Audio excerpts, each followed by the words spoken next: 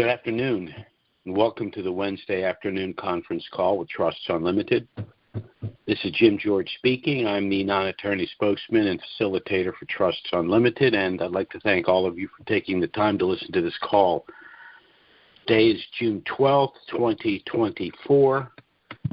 There's a lot going on in Iraq that we're going to discuss. Most of it is pretty good news, so let's just get into this. If you're a newer caller and you are interested in the things we discuss on a weekly basis, I hope you will hit the subscribe button and listen to our weekly calls. I'm going to try to keep this call a little shorter today, simply because we're extremely busy. As a matter of fact, my phone's already beeping. Someone decided to call me at noon on Wednesday. It should be someone that knows better, but who knows?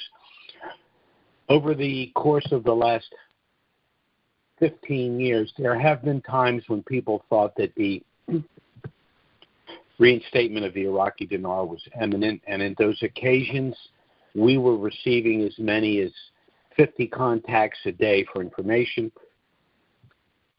Today, we're well over 100 contacts a day. That's people calling me on the phone, people texting me, people using our phone service, or people emailing me. So I'm a pretty busy guy right now. I hope that the activity is reflective of where we're headed, but my only point for bringing this up is that I've got to make these calls a little shorter, simply because the workload here is getting, frankly, almost untenable, and I'm doing the best I can. As a matter of fact, I had someone call me and said, "I love your calls. I'm glad we finally had a chance to talk. You answered all my questions." But I got to tell you, I have noticed that there's been a couple of complaints about your ability to get back in touch with people. And I said, well, I can kind of understand that because there's only one of me. But frankly, at this point, there are plenty of people that don't know what they're talking about sitting by a phone that's not ringing. So if you're that impatient, I suggest you call one of them, because I'm a very busy guy. Trusts Unlimited is a very busy firm for reasons that those of you that have been kind enough to listen understand. We have the information and we have the product to protect you, and we'll get into all of that now. In my opinion, one of the unchecked boxes, so-called, for the reinstatement of the dinar is the HCL. At least this is what a lot of people are telling me. I do not believe that the HCL needs to pass in order for the Iraqi dinar to reinstitute in country. However, the HCL does need a reinstituted currency. So either the Iraqi dinar is going to reinstitute, creating a glide path for the HCL, or the HCL passes and the new exchange rate, the reinstituted rate, is going to be necessary in order for the HCL to be operable. So as we're on the eve of passage of the HCL, it seems to me that logic would dictate that the reinstation of the Iraqi dinar is a necessary component to all of that. Now, there's some very important players in Iraq. One is the Prime Minister Soudani. The other is the President of Kurdistan, Barzani. And the third is the governor of the CBI, Alak. And these three individuals are doing a very good job of cutting through the crap and getting things done. And they seem to be working together in a synergy that's really gaining momentum. I'm going to tick off a bunch of things that are going on. I'm not going to touch on everything, but there is a lot going on. Of note, of course, is the fact that the International Task Force has officially removed Iraq from the list of high-risk countries. It's a very important occurrence, and that's another box that's checked.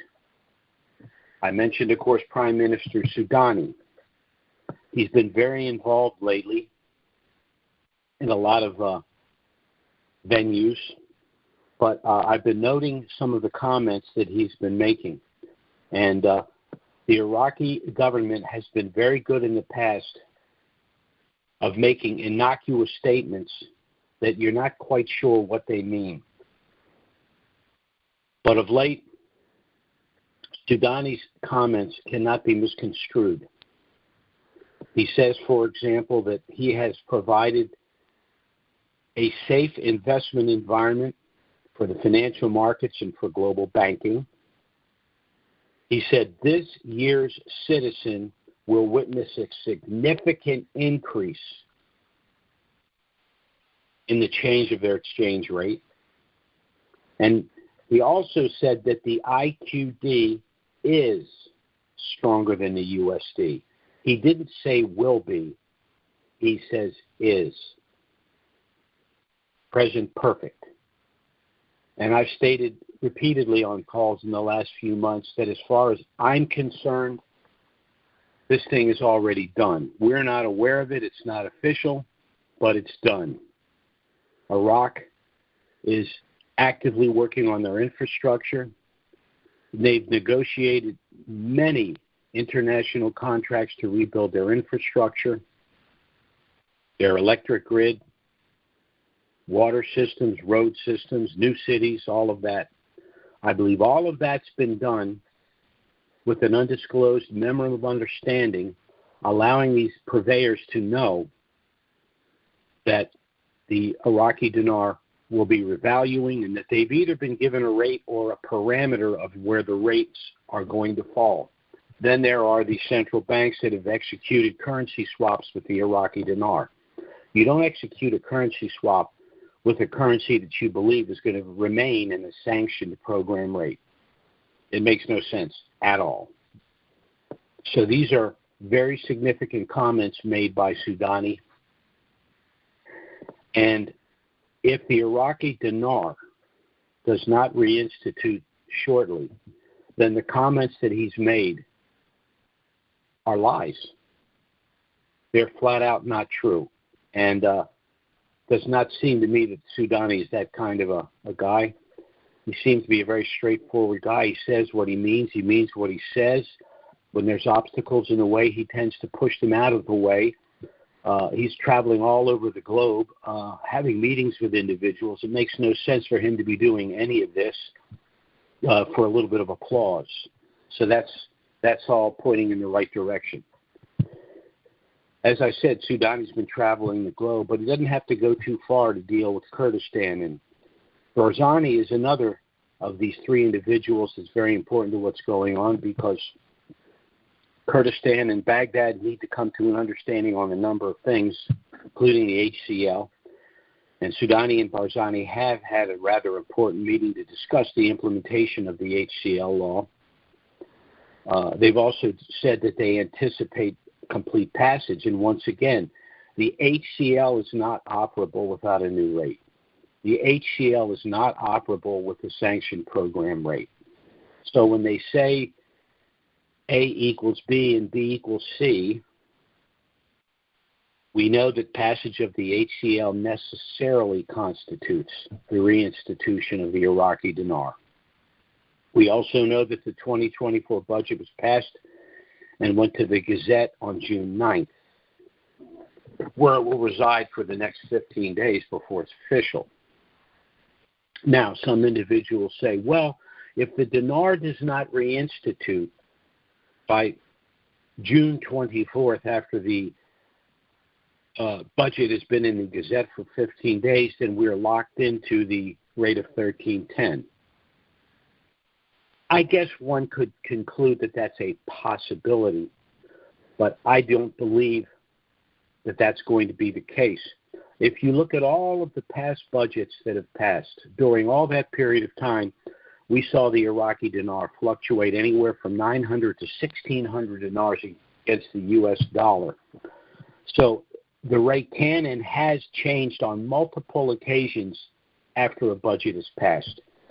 But the idea that for the first time, Iraq would establish a 3-year budget and then do all of the things that they've done, some of which I've mentioned right now, only, once again, to remain in the program rate is implausible.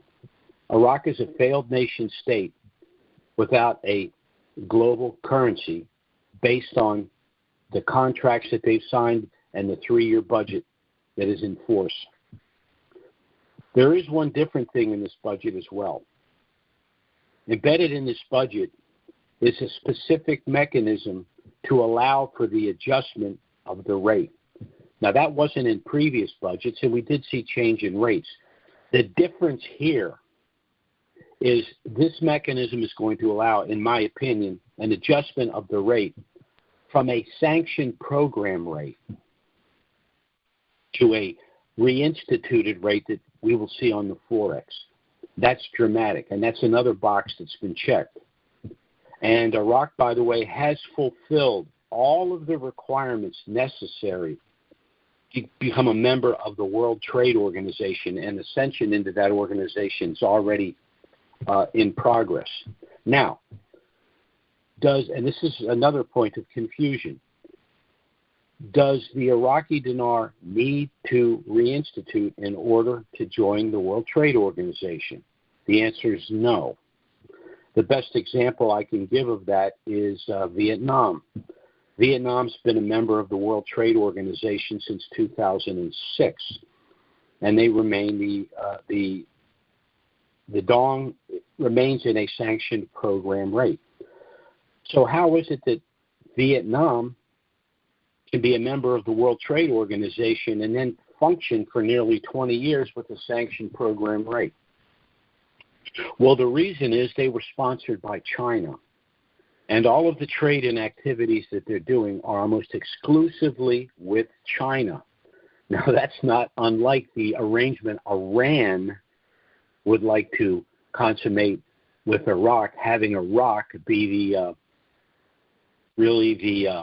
redheaded stepchild of Iran and do all of their trade and financial exchange solely through Iran. But Vietnam has recently been making overtures to active trading with other countries and breaking away from the situation with China. But it was the situation with China. I don't know why the global community keeps giving China a pass on the things that they're doing. They grotesquely devalued their currency in order to corner the global trade market. They're negotiating deals under the table with countries. As a matter of fact, I don't think any country has more trade deals with other countries than China. China is everywhere. And again, their devalued currency was merely a mechanism for them to undercut other nations for trade deals. So the fact that China had an exclusive arrangement with Vietnam, it's just their MO, who they are. But I think things are changing. And one of the things that is changing is this 5-step process through Basel compliance. Nations are not going to be able to artificially value or devalue their currencies. There's going to be a level playing field, and their currencies are going to be valued based on their known natural resources and their ability to bring those resources to market. As a matter of fact, that's one of the reasons why the Iraqi investment, Iraq dinar that is, has been a good value for us, because, Saddam Hussein invaded Kuwait. That was broken up. And Iran, then when it became basically a sanctioned nation, their currency became a sanctioned currency. So we invested in that currency as the United States, along with another number of other nations, had basically liberated Iraq from Saddam Hussein. But at that same period of time, we were walking through Basel compliance, the 5-phase Basel compliance. So we pick up the Iraqi dinar at a virtually worthless program rate, and we're simultaneously watching the global community transition from fiat-based to commodity-backed currencies. And as I've stated on many calls, in my opinion, Iraq per square mile might be the richest country in the world. I don't know, I'm going to get into the reasons why I believe that, but I've done dissertations on that on numerous occasions. So we're really in a very good place in terms of investment in a currency. So just as Vietnam is starting to break away from China, Iraq has broken away from Iran and is on the verge, really, of a full membership to the World Trade Organization, and we'll see their currency on the Forex. Alak, the third member of this triumvirate, along with Barzani and Soudani, recently hosted a visit of the IFC, the International Finance Corp, which specializes in assisting nations, particularly third world countries and poor nations, building their private sector. So everything that's going on is to the benefit of the Iraqi citizen and the reinstitution and revaluation of their currency globally. So in 2024, we see the budget go into the Gazette.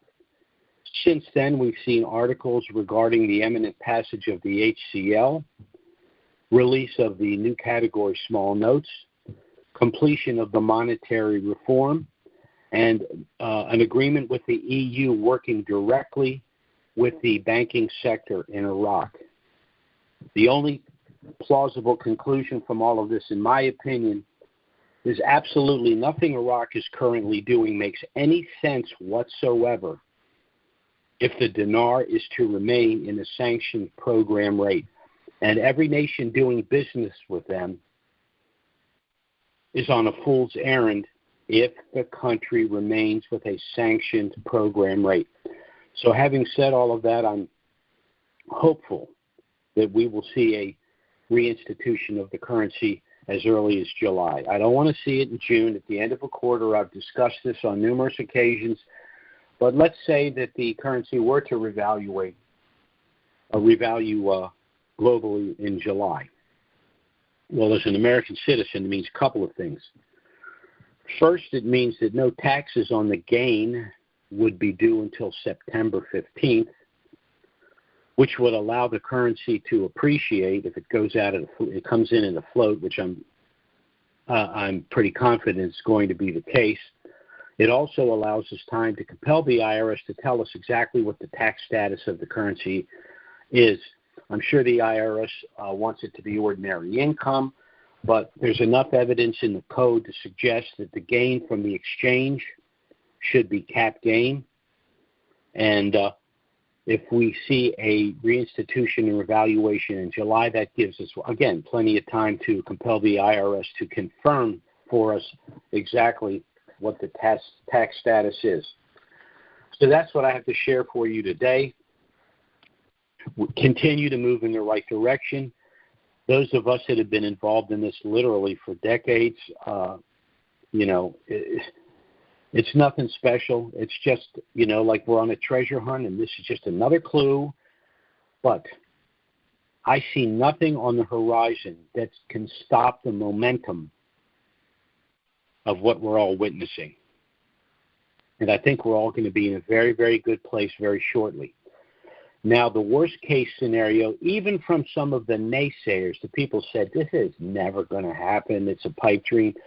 Even some of the naysayers, and I like to keep track of other people's opinions, they're saying this thing's got to pop by the first quarter of next year. So we're talking 7 months, worst case scenario. For those of us that have been involved for, 15, 20 years, we're rolling our eyes. We don't like continuing to wait, but 7 months is a short walk if we've been involved in it that long. But again, I don't think that's going to be the case. I think they're really ramping up, and Soudani, Barzani, and Alak are doing everything they can to remove every obstacle in the way, to check every box, and to leave no stone unturned. This is where we find ourselves. Now, I'm just going to briefly touch on the trust package that we've established and marketed specifically to denarians, but given the political environment that we currently live in, this trust package is going to be a valuable tool for just about any American, and I want to touch briefly on its benefits. First, by establishing our Family Asset Protection Trust package, you're going to preserve your privacy and your anonymity. That means no one's going to know your actual holdings or your net worth. That's going to be particularly important for denarians who want to hide the fact that they've accumulated this wealth. Now, you can establish LLCs and sub-S corporations that do provide some level of asset protection, but these are statutory entities, meaning they're regulated state by state, and who owns these LLCs and what's within these LLCs is a matter of public record. That's not the case with our trust package. With our irrevocable trust package, there is no filing with the city, the municipality, the county, or the state, or the federal government. It's completely and totally private. Second, the trust package will allow you to avoid IRS scrutiny. Of course, if you are holding currencies in direct title, you're probably looking at an IRS audit. As a matter of fact, probably a 6-year audit once these currencies revalue. But if the currencies are in trust, assigned to the trust, and the revaluation occurs within the trust, not only is it unlikely that there's an IRS audit, but even if the IRS determines to audit your trust, they can't do a 6-year audit because the only taxable event within the trust will be the revaluation itself.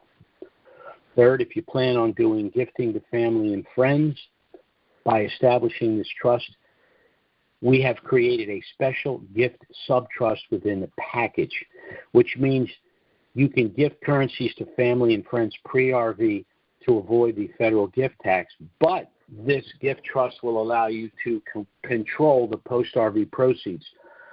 And I know from many discussions with people, they're hesitant to gift currencies for any number of reasons, but by utilizing the gift sub-trust, which allows you control of the post-RV proceeds, many of the problems that you foresee giving currencies to certain individuals, you've overcome.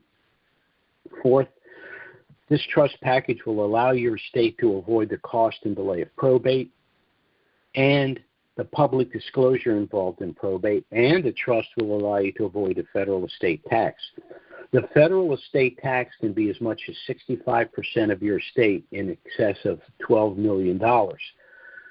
So this guarantees that not only will your heirs not have to succumb to the cost and delay of probate and the public disclosure of what they inherit, but they will inherit 100 cents on the dollar because there will be no federal estate tax. And lastly, there are asset protection benefits within this trust, both pre- and post-RV. For example, this trust will allow you to circumvent the Uniform Fraudulent Transfer Act. What does that mean? You can only be sued for what you own in direct title or the value of property at the time you give it away. So let's say you have 10 million dinar. You purchased, therefore it's titled to you. You assign it to our trust, and it subsequently revalues, let's say conservatively, for $10 million. Can you be sued for the $10 million? No. Why? Because the currencies are only worth $10,000 when you transfer them out of title to the trust. Therefore, you can only be sued for $10,000. Post-RV, there's a benefit I like to refer to, limited liability stop loss. This protects you from future bad acts after you've acquired this wealth. This protection is accomplished through a strategy called segregation of assets. This is why we have a package of trusts. So as you purchase items, you place each of them in their own separate sub-trust. An example of that would be your car.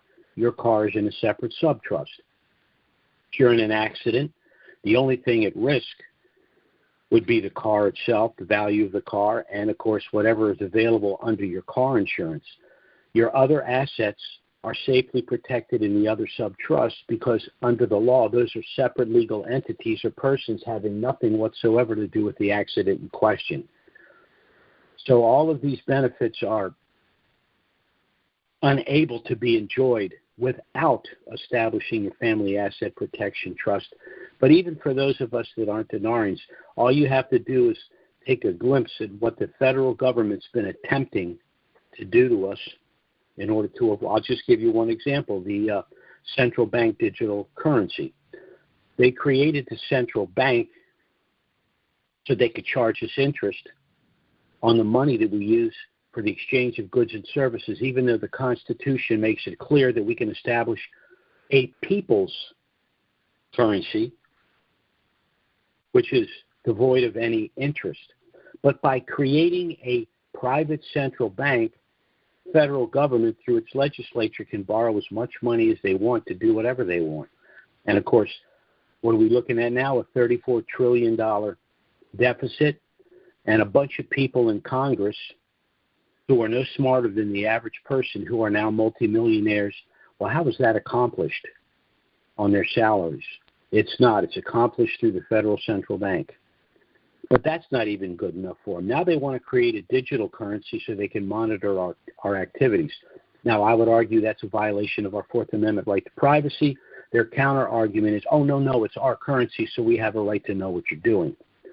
Well, by utilizing this trust, you can really subvert a lot of that activity, because if purchases are being made by the trust, that is a private entity, and the federal government's going to have to explain why they've involved themselves in the violation of your Fourth Amendment right. It's one additional layer that we can utilize. Of course, there's cryptocurrencies. There's any manner of things that we can do to avoid that. One of the things we can do is utilize one of the state digital currencies and not use the federal currency at all. So that takes the bat right out of their hand. But there are a number of things that we can do, and Post-RV will be investigating any and all of those.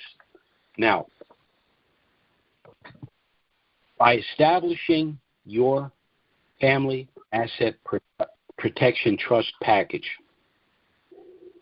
you're going to be able to circumvent much of our system of civil procedure, because you will not be holding assets in direct title.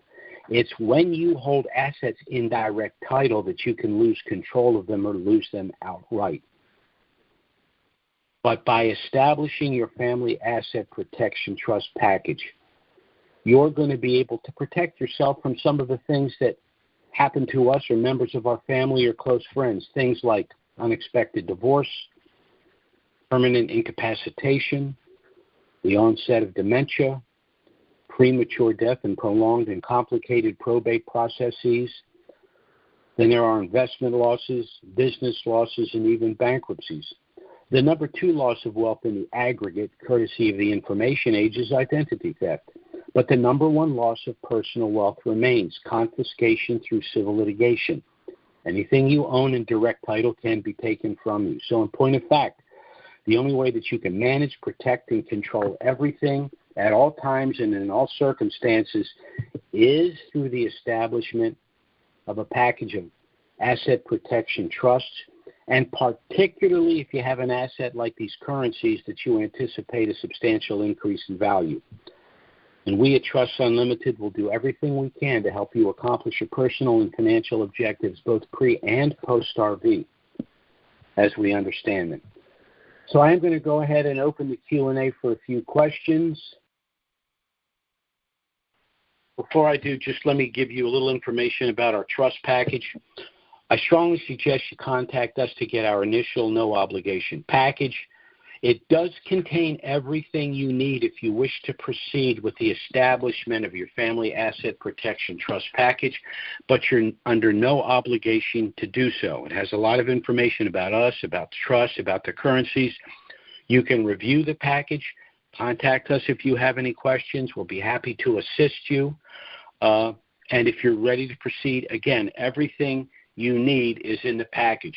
You can contact us either by email, which is trusts with an S, unlimited LLC at gmail.com.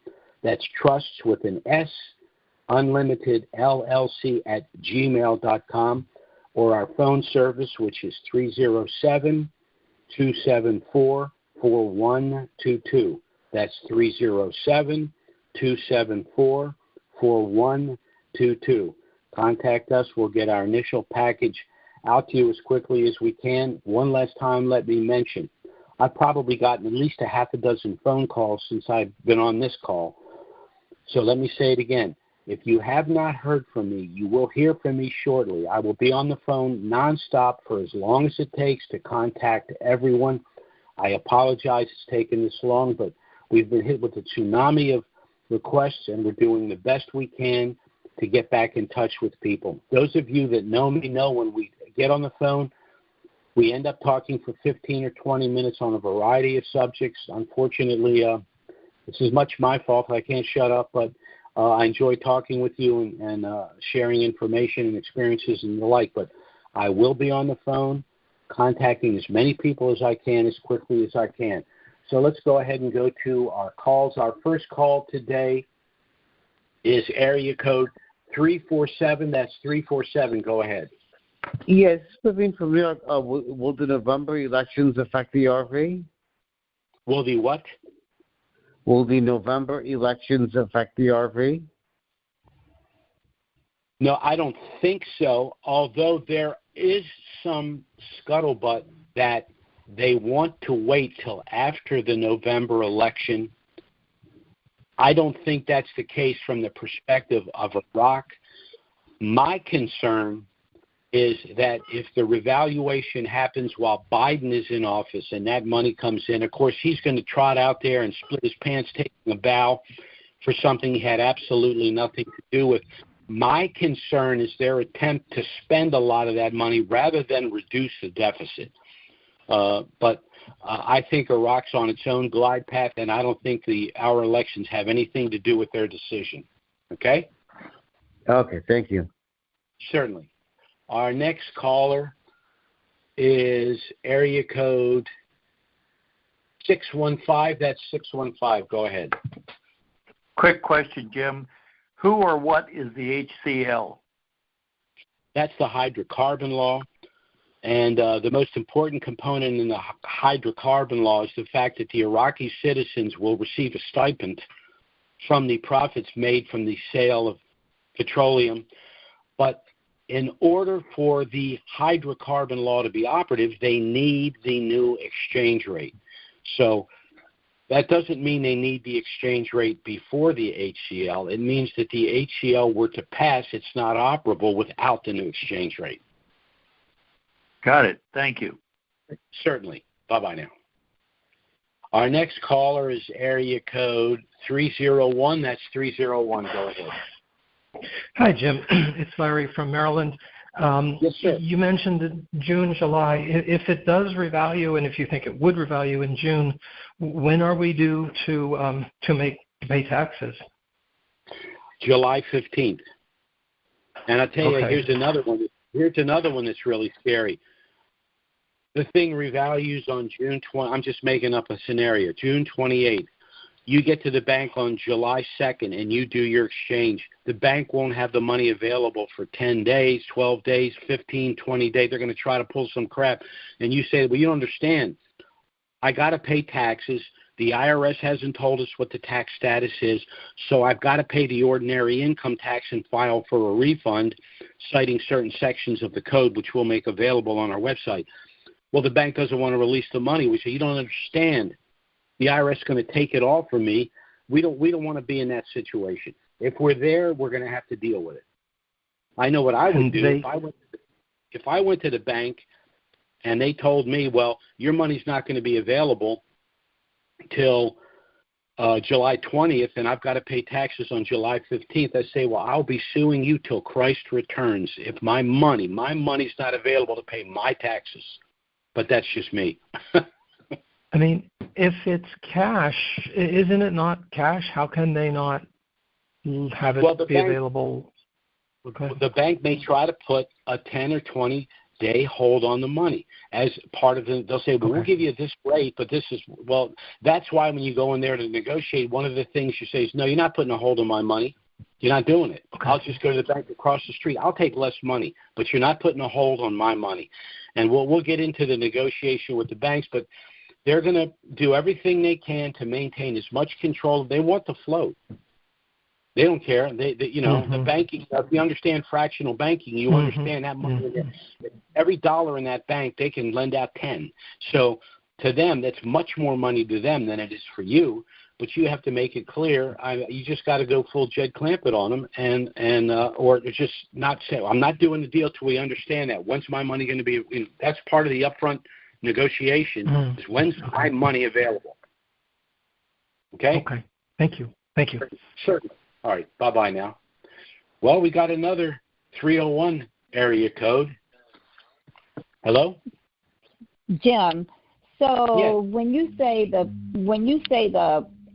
pre-RV or the post-RV, are you speaking of things that you already own or things that you're going to purchase? No, what I'm saying is when you acquire this currency and you transfer the currency to the trust and it subsequently revalues, you can only be sued for what it was worth at the time of the transfer, not what it's subsequently worth when it's owned by a separate entity. Mm-hmm. You see what I understand what I'm saying? Okay. That's one of the reasons. Well, as a matter, I'm sorry. Go ahead. No. So, you're saying regardless of if someone was trying to sue me, they can't get no more than what the law was valued for before I. If they have filed suit prior to your transferring the funds, then there's a 5-year look back, and they will disallow the transfer to protect you from the lawsuit. But if you transfer the funds to the trust, and then subsequent to that, but prior to the revaluation, someone files suit against you, you're protected. Okay. As a matter of fact, in our application, on the first page of our application, we explain you're not going to have the protection if you're currently involved in a lawsuit. Gotcha. Mm-hmm. Okay. So if I wanted to, after we do the transfer of the dinar and the money's there, and each purchase I make, would I put it in the post-RV or the pre-RV? No. Once the currencies have been transferred to the trust, when you make, let me give you an example. You have 5 million dinar. You get $1 for it. You've already assigned it to the trust, so now you have $5 million in your trust checking account. Well, the first thing you might do is arrange an automatic monthly transfer of a certain amount of money from the trust checking account to your personal checking account. So you have your monthly cash flow, you have your ATM card, pay bills, etc. You've also decided to purchase a home and a couple of cars. Well, you will purchase those items, and the items will go into one of the sub-trusts within the trust package, which will be managed by the master trust, the initial trust that you established pre-RV, which in addition to holding financial assets, is also empowered with managing the various sub-trusts. Okay. Okay? All right. I think I got it. Okay, Wanda. Take care. Thank you so much. Certainly. Bye-bye. All right. Our next caller is area code 832. That's 832. Go ahead. Hey, Jim. You mentioned the WTO. On the website, it says July 18th, and it says working party. Do you have any idea what that really means? Well, it means that they've got ascension, and evidently that I wasn't aware of that. That must be the actual date that they'll be officially a member, but they're in ascension, meaning they've accomplished everything required of the WTO in order to be a member of the WTO. So they're going through the final process. And you know, I like July. I'm really hopeful that we're all done in July. Well, I do too, but it just says working party. So I mean, the fact that it's on the schedule, but just didn't really understand what working party, what that means. Well, it's referred to as ascension. In other words, Iraq has to submit to them everything that's required. Iraq has fulfilled all of that and given to them. Now they're just waiting for their response. Right. Okay. Well, let's hope that's ascension then. Amen. Okay. All right. Okay. Thank you, Jim. Sure. Right. Bye-bye. Okay. Our next caller is, wow. Again, area code 832. That's 832. Go ahead. Yes. Hi, Jim. How are you doing? Okay. I have three questions. Let me take my time here. The first question is this. Iraq in 2023, they passed the budget for 2023, 2024, and 2025, right? Yes. When they passed those budgets,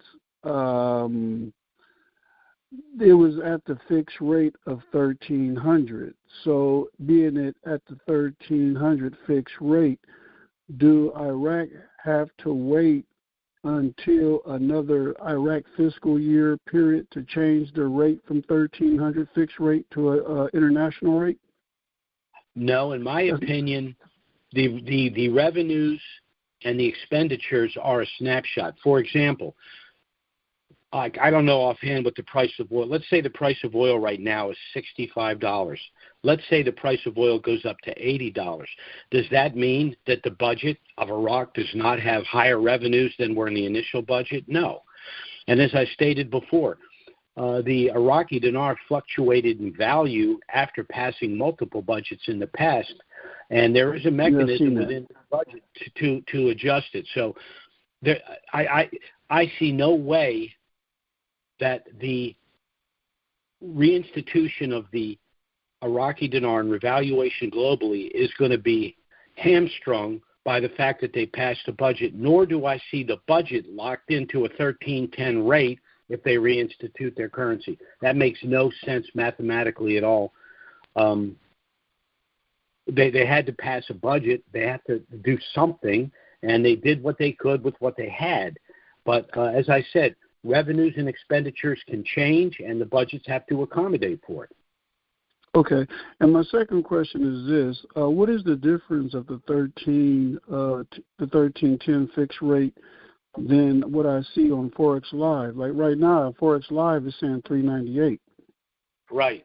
Well, I would say that what you're really looking at is what that is, to me, the Basel IV compliant extrapolated rate, and it's a rate that speculators use, but it's not an official rate.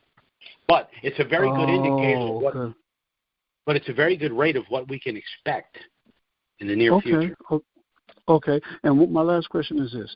Now, I heard the question about WTO. With the WTO, will we have to wait for the actual accession ceremony? Normally they have the WTO ceremonies like at the G7 in February.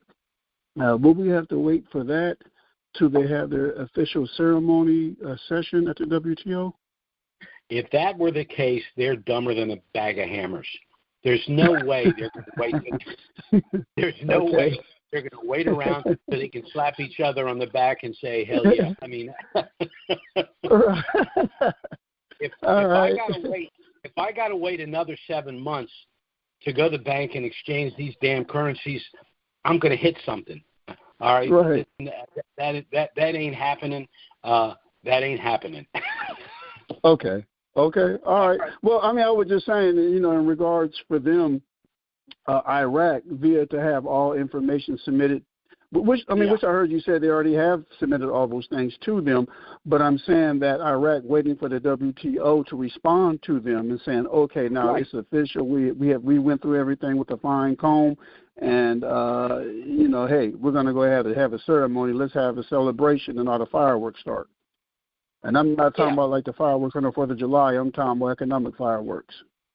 Right, yeah. Well, I don't think planet Earth's going to put up with that, so a handful of people can get together and, and all the glad handing and all that. That's nonsense. When it's going to happen and they're going to just move forward. They may have some sort of a little ceremony thing, but there's no way they're going to hold it up for their ceremony. It's just not going to happen. Okay, I got you. All right. All right, Jim, but thank you. I'll let you go move on to the next call. I really appreciate your call, and it's very educational, and I'll be talking to you soon about other business there. Thanks. I appreciate it. You take care now. Bye-bye. Okay, bye-bye. All right, our next caller here, let me run down the line. Let's see, is area code 443. That's 443. Go ahead. Hi, Jim. This is Gina. I'm also from Maryland. Yes, I see. I recognize the area code. Close to your old stomping grounds.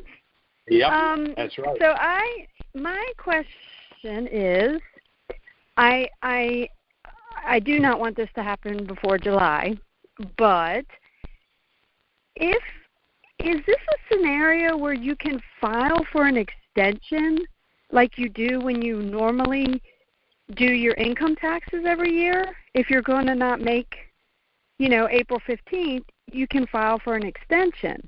Is this a scenario where we could do that? No. Okay. It's not. The problem is, as I said, we have reason to believe that the code suggests that the tax rate should be cap gain, not ordinary income. But if the IRS determines ordinary income and we don't pay the ordinary income, we're going to pay 100% penalty on the shortfall. So if it happens in June, we might have to pay ordinary income, but I'd much rather be in a situation in July where we don't have to pay a tax until September.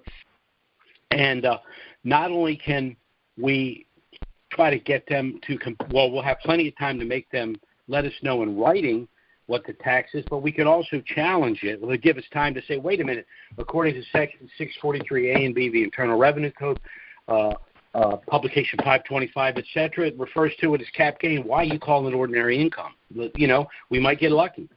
But anyway, we can pay the tax. If it happens in June, as I said, you have no choice. You pay the ordinary income tax and file for a refund and hope for the best. But if there are people that walking around, they call me and they say, oh, there's no tax on a currency exchange. And I'm thinking, okay, don't pay any taxes and see what happens. Right. No. I get it. It's just kind of, I understand what you're saying. I guess it's just, I'm assuming I'm like everybody else here. Like, I don't have the means to pay taxes, to pay the IRS money for something if the transaction doesn't go through. Like, I don't have the money to pay taxes on that. So you don't have to pay any taxes until it revals. Right, but you're saying, like, if it were to, the scenario you gave was, if it happened in June and the bank, and the bank held you up, which, I really don't know. I try not to be a negative Nelly, but you kind of you plan for the worst, right? You plan for the worst and you hope for the best. So, like, what would we do? Like, I don't know what I would do, and that's why I was asking. If that scenario were to take place, if that scenario were to happen, when you go to the bank to do your exchange, you'd say to them, look, it's late June. Taxes on the gain are due on July 15th.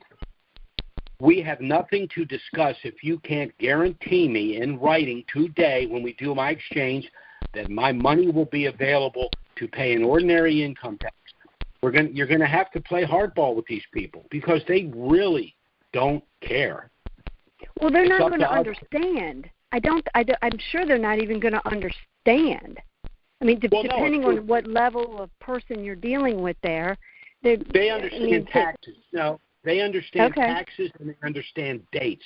If you say to them, I'm making a profit in the second quarter, which means taxes are due on the 15th day of the first month of the next quarter. You have to guarantee me this is ordinary income. You got to guarantee me that I will have sufficient money to pay an ordinary income tax.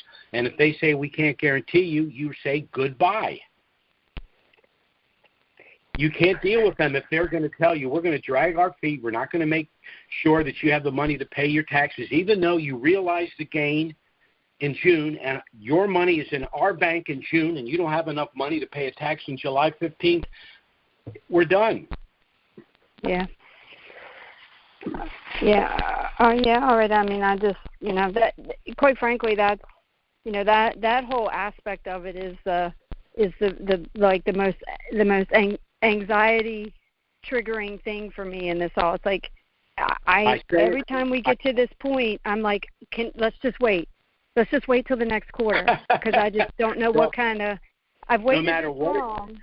I can wait another, No matter when month. this happens, no matter when this happens, you've got to deal with two tribes, the banks and the IRS. There's no way to get around it. That's the price of receiving this windfall profit. You're just going to have to deal with it. But you're going to have to know your rights. You're going to have to understand the parameters of what's going on, and you're going to explain it to them. And if they can't deal with it, then you have to say, well, then I'm out of here. And you pick up your 10 or your 15 or your 20 million dinar, and you probably won't make it to your car because they'll realize that by pushing a few keystrokes, they'd make $20,000 or $30,000 doing the exchange, and so they're going to get their act together. Mhm. Okay. Yeah. So I was just, cause I don't even know, how do you, figure it out, like calculate it, and I mean, or we're going to give. I mean, that's what our discussions are going to turn to. It won't be hard. If unless the IRS confirms it's cap gain, we have to assume it's ordinary income. You just pay the ordinary income tax. So I just kind of take what my normal, my normal tax rate is. You're going to go to a qualified accountant who's capable of, a very well-known accountant that has a wealthy client base, and that's who you're going to deal with. Okay. So, relax, take a deep breath, we'll figure it out. Okay. Well, at this point, like I say, I've waited this long, so July would be just fine for me because the whole rush and the stress of it at the end of a quarter would it would just be difficult, especially summertime. People got vacations, you've already got stuff planned, and then but hey, you got to do what you got to do. So okay, well thank you. Yeah, certainly. Okay, you take care. You too. Bye-bye. Yeah, people are already beginning to figure out that they've been saying, gee, when I get this money, I'm going to do this and that, and I'm going to pay off this, and I'm going to help my family. But you don't just get a chunk of money and then just go do whatever you want. There are gauntlets that we have to go through. The bank's one of them. The IRS is another one of them. Possibility of civil litigation is another one. Then you have all of the family dynamics as well. So, managing a substantial amount of money, especially for someone that's never had to do it before, it's a very arduous task. It's a full-time job, and we'll just have to kind of work through this together and one by one just take care of each thing as it comes along. I always say what you need to do is you need to pay your taxes. What I say is you need to thank the Lord, pay your taxes, invest wisely. And make sure that you have created a wealth that not only you can enjoy, but you can pass on to family as well, because this could be the beginning of changing the trajectory of yourself and the history for your family. So this is something that's never happened before. It's never going to happen again. We're in the midst of a perfect storm, and we just have to use our God-given common sense and make sure we don't acquire this money only to lose it, because that would be worse than never having it at all. But I'll get off my soapbox. That's all our calls for today. Thanks so much for taking the time to listen to this call. Certainly if something of a dramatic nature were to happen between now and next Wednesday, which is our next scheduled call, we'll try to get out an emergency email and schedule an emergency conference call. But failing that, we'll be back next Wednesday, noon Eastern, 9 a.m. Pacific. Keep your fingers crossed, people, because things are really, really beginning to move here at the end. Have a great week, everyone. Bye-bye now.